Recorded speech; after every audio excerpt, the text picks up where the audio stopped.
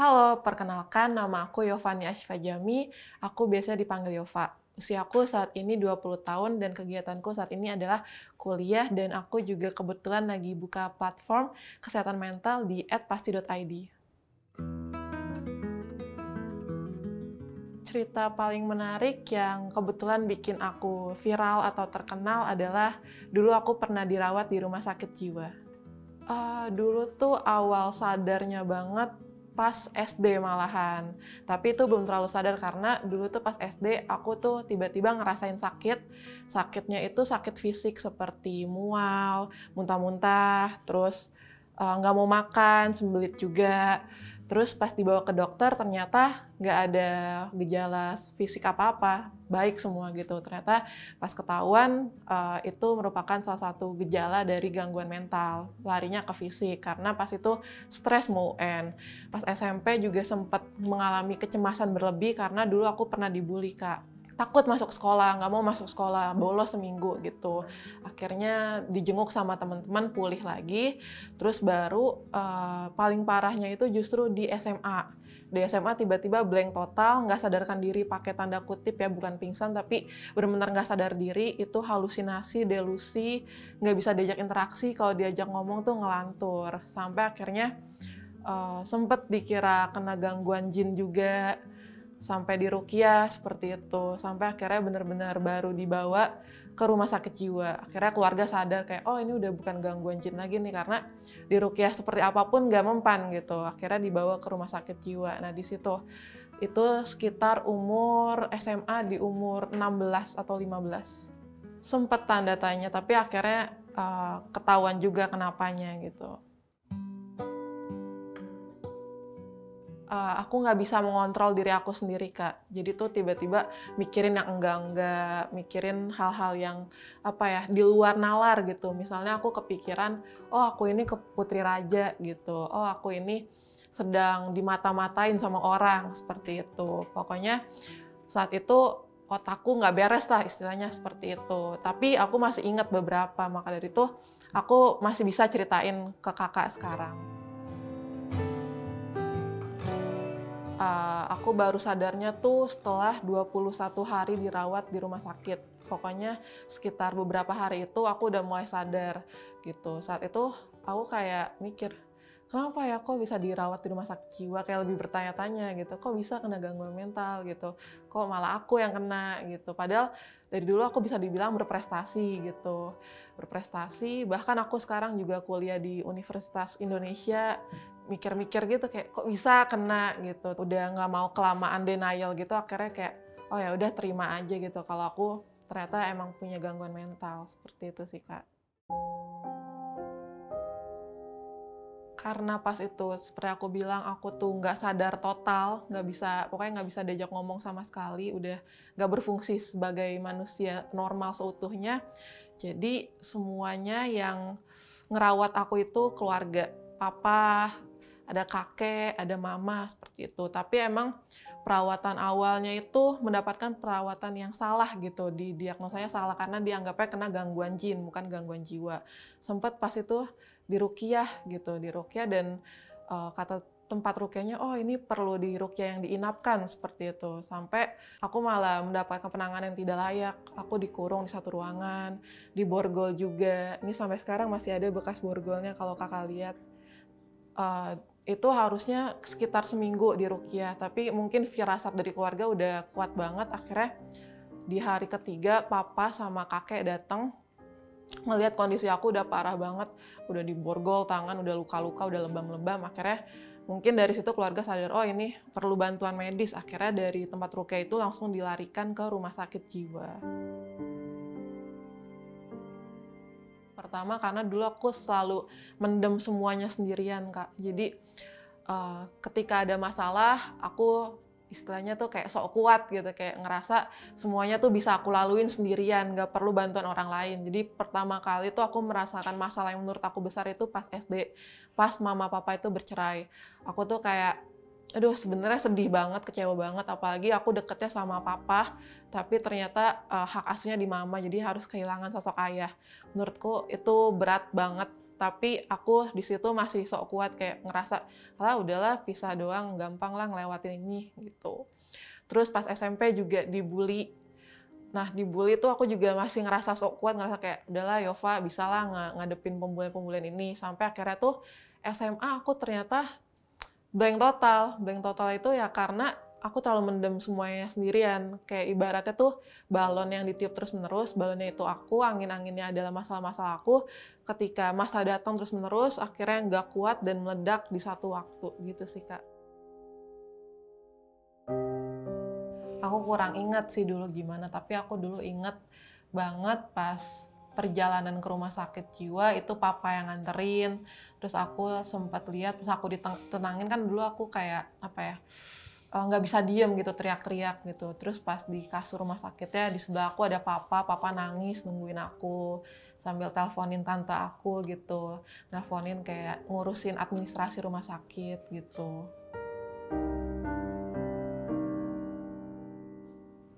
Ya, pada saat itu saya benar salah. Saya salah.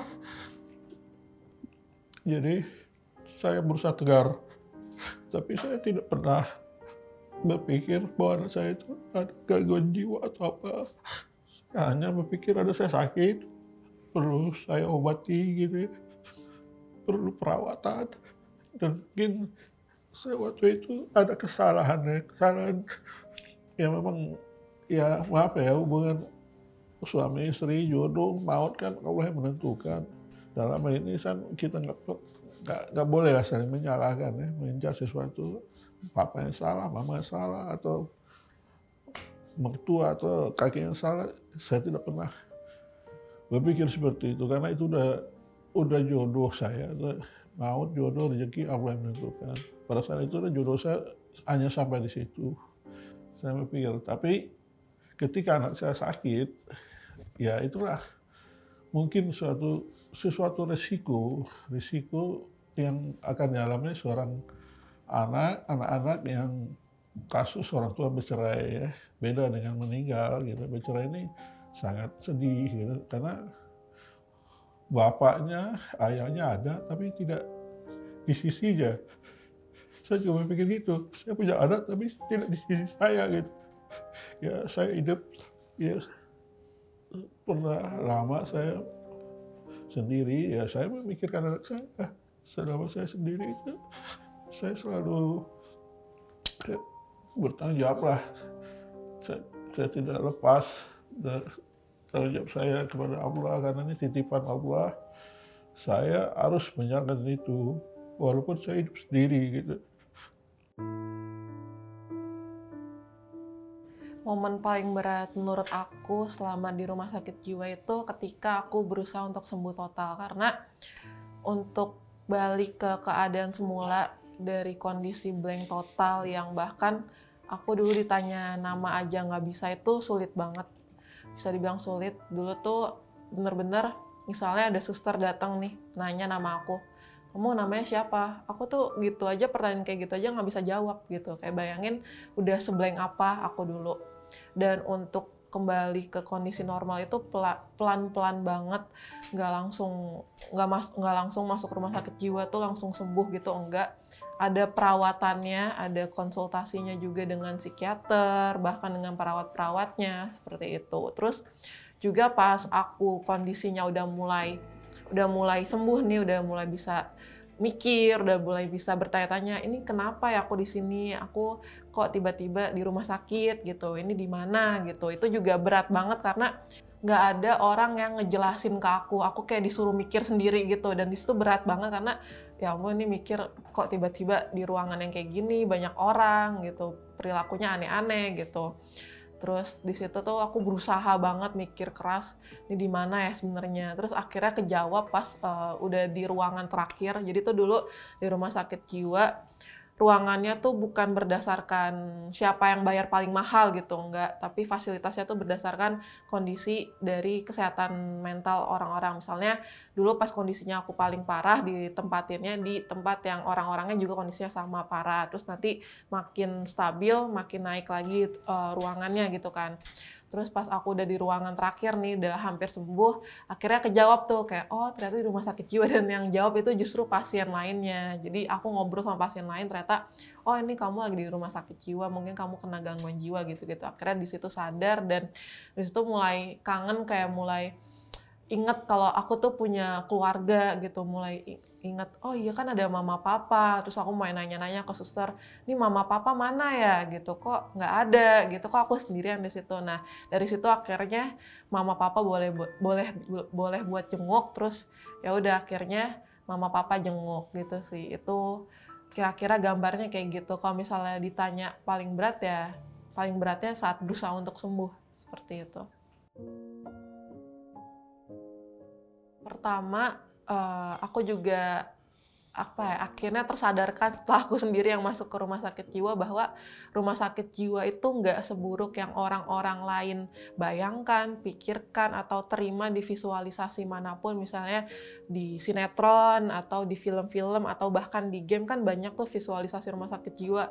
Angker lah, serem lah, tempat penyiksaan lah, seperti itu. Padahal enggak, aslinya di sana tuh rumah sakit jiwanya bener-bener nyaman, mirip sama rumah sakit pada umumnya, seperti itu. Bahkan di sana kayaknya perawatnya tuh lebih care gitu sama kita. Ada terapi-terapinya, ada rehabilitasinya, seperti kita bisa nyanyi-nyanyi bareng, dance bareng, atau melukis bareng gitu. ODGJ katanya peluang sembuhnya tuh nggak ada gitu, tapi menurut aku semua itu balik ke rezeki masing-masing, ke kesehatan masing-masing. ODGJ itu masih ada kesempatan untuk sembuh. Sebenarnya bilangnya tuh bukan sembuh sih, tapi bilangnya itu stabil. Jadi ODGJ itu masih ada kesempatan untuk stabil, bahkan seperti aku yang sekarang bisa berprestasi. Dan sebenarnya juga hal-hal seperti inilah, stigma-stigma negatif seperti inilah yang pengen aku patahkan, pengen aku istilahnya berantas gitulah di platform yang sedang aku jalankan di Instagram, namanya @pasti.id. Pasti itu adalah singkatan dari patahkan stigma kesehatan mental di Indonesia. Itu sebenarnya merupakan event yang aku bikin di tahun lalu. Aku ngebahas tentang stigma-stigma negatif kesehatan mental juga. Aku undang penyintas yang sekarang jadi influencer juga, namanya Sanio Leonardo, tahun lalu. Terus juga psikiater pribadi aku undang, hostnya Irfan Hakim aku undang, dan rencananya tahun ini aku pengen banget bikin event kedua dari pasti.id di bulan Oktober mendatang, di Hari Kesehatan Mental Sedunia. Dan buat teman-teman mungkin bisa banget cek di IG-nya @pasti.id. Itu nanti rencananya aku juga lagi jalanin internship sama teman-teman yang lain, dan teman-teman bisa cek untuk event lebih lanjutnya, ada di infonya ada di IG @pasti.id. Pressure banget, tekanan banget itu justru pas aku SMP sih. Itu masa-masanya aku dibully, dan pas dibully itu aku ngerasain rasanya tuh ke sekolah aja tuh kayak takut gitu, nggak mau masuk sekolah, takut dikatain gitu. Jadi tuh backstory-nya, aku pernah dibully, aku dulu dikatain kuda, cuma karena aku pernah fotonya melet, kan biasa anak SMP tuh alay-alay kan, foto melet gitu. Terus abis itu sama temenku disandingin tuh fotonya, foto aku yang lagi melet sama foto kuda yang lagi menjulurkan lidah, di grid gitu di college. Terus akhirnya dari situ aku diolok-olok, dikatain kuda, kalau lagi jalan di belakangku ada yang meringkik gitu. Di situ aku takut banget, bener-bener takut itu masuk sekolah. Aku ngerasain tuh rasanya pagi-pagi bangun tuh udah deg-degan, berdebar, keringet dingin cuma karena mau masuk sekolah, sampai aku mutusin buat kayak pura-pura sakit, nggak mau masuk sekolah seminggu. Terus akhirnya tuh sekolah kayaknya ngeh gitu kan, aku dibully. Akhirnya temen-temen datang ngejenguk aku, terus ya udah mereka kayak say sorry cuma sebentar, maksudnya say sorry kayaknya cuma formalitas doang, karena setelah itu aku masih dibully gitu. Terus ya udah dari situ aku bener-bener setiap sekolah tuh kayaknya setiap hari tuh neraka banget gitu, karena ngerasain dibully gitu. Tapi lambat laun aku di situ kan masih keep emosi aku. Aku sebenarnya udah cerita ke mama, tapi mama kayak nggak percaya gitu, karena mikirnya ya nggak mungkin lah aku dibully, kenapa juga aku dibully gitu sih dulu mikirnya mama. Terus akhirnya karena aku udah coba cerita tapi mama nggak gubris gitu, kira aku berusaha untuk udahlah keep emosi aku. Terus aku kayak terbiasa dibully, jadinya akhirnya kayak udah deh nikmatin aja deh sekolah gitu sih. Itu momen terburuk aku sih yang pernah aku rasain, yang dimana berasanya tuh mentalnya paling berasa di saat itu.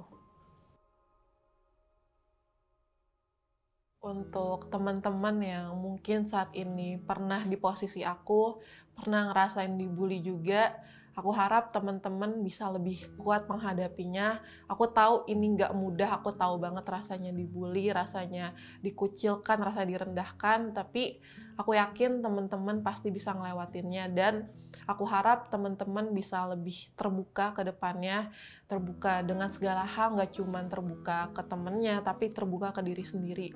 Lebih bisa memvalidasi emosi ketika teman-teman marah, ketika misalnya dibully, terus teman-teman pengen nangis, nggak apa-apa nangis aja, tapi jangan sampai nunjukin tangisnya itu di depan pembuli, karena pasti pembuli makin seneng, merasa dirinya makin hebat karena udah bikin teman-teman nangis. Ke toilet dulu sebentar, nangis nggak apa-apa, karena itu emosi yang benar-benar harus teman-teman rasakan, jangan kayak aku dulu, jangan dipendem, malah jadinya nggak baik ke depannya, gitu sih. Belajar untuk nerima diri sendiri, acceptance. Justru titik baliknya aku pas dulu itu adalah di saat aku sadar itu, karena di saat aku sadar itu aku mulai berpikir, oke, Yova udah ngalamin terpuruk. Jadi dari situ aku berusaha untuk kayak, oke, bismillah, Yova bisa. Dulu kan aku emang pernah ngerasa kehilangan sosok ayah karena dulu tuh aku sedekat itu sama papa. Kayak kemana-mana sama papa, selalu di rumah sama papa. Sampai akhirnya papa mama bercerai, ternyata aku harus nggak sama papa terus gitu. Tapi setelah aku ngerasain tuh masuk rumah sakit jiwa, pernah di Rukia juga, pernah kehilangan kesadaran secara total. Ternyata tuh papa selalu berusaha ada di sisi aku walaupun nggak bisa 24/7 gitu, tapi papa selalu berusaha, misalnya seminggu sekali jenguk, atau bahkan pas di rumah sakit jiwa tuh papa tiap hari jenguk, datang bawain makanan, kayak gitu sih. Jadi ternyata sosok yang aku rasa selama ini hilang nggak sepenuhnya hilang di diri aku. Ternyata papa masih adalah di sekitar aku, dan bahkan papa selalu ada di saat aku membutuhkan papa. Yang saya sesalkan ya proses saya bercerai itu memang, sebelum bercerai itu memang salah kami ini di depan anak-anak kita bertengkar. Itu ya pesan ini juga sih, moral juga kepada orang tua, agar dalam suatu pertengkaran atau masalah janganlah di depan anak, apalagi yang bersifatnya tidak cocok, tidak pantas lah ya diucapkan ya. Itu satu saya pesan moral aja kepada kedua orang tua. Nah, itu yang saya sesalkan sebetulnya. Sebenarnya pas abis masuk RSJ tuh kan aku langsung lanjut sekolah lagi kan. Aku kebetulan juga nih SMA aku udah baik banget, SMA 2 Bekasi itu nerima kondisi aku. Dulu tuh sempet khawatir juga kan, aduh nih kayaknya nggak naik kelas nih, dikeluarin nih apalah, karena sempat masuk ke RSJ. Tapi ketika sekolah minta apa tuh surat keterangan kalau aku dirawat di rumah sakit jiwa, langsung oh, oke, dibolehin lulus, bisa naik kelas tapi bersyarat ngerjain tugas lah segala macam gitu. Nah dari situ tuh aku juga sempat ngerasain dijauhin sebenarnya sama teman-teman, karena dianggapnya udah beda, udah bukan Yova yang dulu lagi. Karena dulu tuh aku orangnya tuh tertutup banget kan, bisa dibilang pendiam gitu. Terus kalau ada apa-apa nggak mau ngomong, nggak frontal gitu. Kalau nggak ada yang nggak aku suka, ya aku diam gitu. Tapi ketika aku udah mulai keluar dari rumah sakit jiwa, aku udah mulai aware sama diri aku sendiri. Aku ngomong gitu, aku nggak suka ya aku ngomong gitu. Terus akhirnya di situ tuh aku udah ngerasa aku tuh berubah banget, kayak jadi lebih Yovannya yang baru, yang mentalnya tuh sekuat baja gitu. Jadi ketika bahkan di kampus nih aku ngerasain ada yang nggak suka sama aku, karena dulu pas awal masuk tuh aku agak mencolok gitu kan, pernah jadi calon ketua angkatan gitu-gitu deh, suka ngomong di kelas gitu. Jadi ada yang nggak suka, ada yang komen, halah Yova gitu-gitu deh, pokoknya komen-komen gak enak. Tapi aku ngerasain kayak, aku tuh sebelumnya udah pernah ngerasain yang paling parah loh, dibully yang paling parah loh. Jadinya karena aku udah pernah ngerasain hal yang paling parah itu, pas aku ngehadapin hal baru yang parah juga sebenarnya, tapi aku udah kayak udah siap gitu, mental aku udah siap dan udah kuat gitu, udah terbentuk mental aku semenjak aku dirawat di rumah sakit jiwa itu, gitu sih Kak.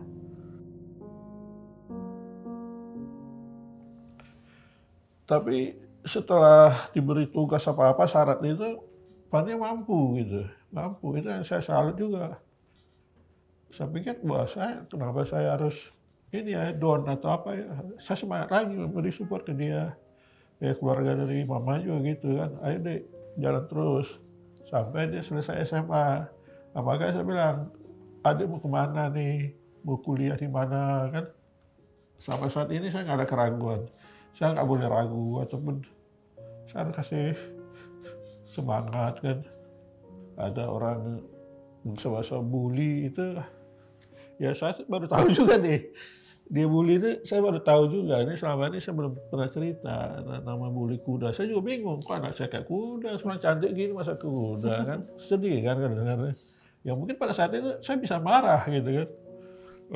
Tapi saya berusaha gitu kan.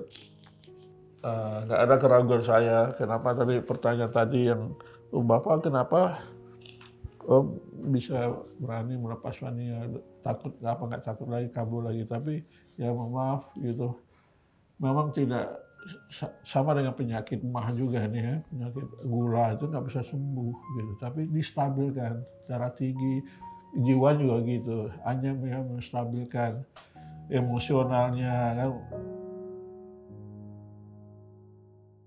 Aku sayang banget sama papa karena ya papa yang selalu ada di samping aku, walaupun kita pisah rumah juga papa selalu ada. Aku butuh kapanpun papa ada, aku ajak makan, ajak nonton, mau gitu. Atau ajak belanja juga mau gitu, pokoknya apa aja gas deh sama papa. Jadi emang bahkan pas masa-masa terpuruk aku juga papa yang nganterin aku ke rumah sakit jiwa, papa yang jenguk aku, yang besuk aku tiap hari, bawain makanan enak. Bahkan kalau dulu tuh kan di rumah sakit jiwa kayak sikat gigi gitu, hal-hal yang kecil, hal-hal pribadi aku gitu.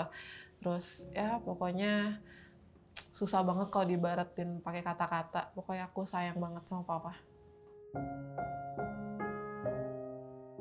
Sayang dan kasih ayah atau orang tua sepanjang jalan, nggak ada batasnya. Jadi saya pikir sayang orang tua, ayah itu apalagi anak perempuan sepanjang jalan, sepanjang masa gitu kan. Aku justru mau ngucapin terima kasih loh pada orang yang dulu ngebully aku. Karena berkat mereka tuh ya aku ada di sini sekarang ceritain pengalaman aku, sharing-sharing tentang pengalaman yang bisa dibilang buruk itu, bisa juga kasih ilmu ke orang-orang. Pas itu pernah aku jadi, karena pernah dibully ini aku malah jadi bawain webinar bullying gitu. Jadi berkat mereka juga sebenarnya aku ada di sini gitu loh. Berkat mereka juga aku punya mental yang sekuat ini karena dulu mereka tuh kayak istilahnya memberikan aku kekuatan untuk bisa menghadapi bulian-bulian gitu. Ketika mereka menempa aku kayak baja aja ditempa gitu, pisau diasah gitu, mereka mengasah aku untuk menjadi sekuat ini sekarang. Dan apa ya, beberapa orang dari mereka ketika aku viral itu udah ada sempet yang minta maaf, dan nggak perlu khawatir buat yang belum minta maaf ke aku udah maafin, aku udah ikhlas dengan pelakuan mereka dulu. Dan sekali lagi malah aku mau berterima kasih loh pada mereka karena ya seperti aku bilang tadi, berkat mereka aku ada di sini sekarang.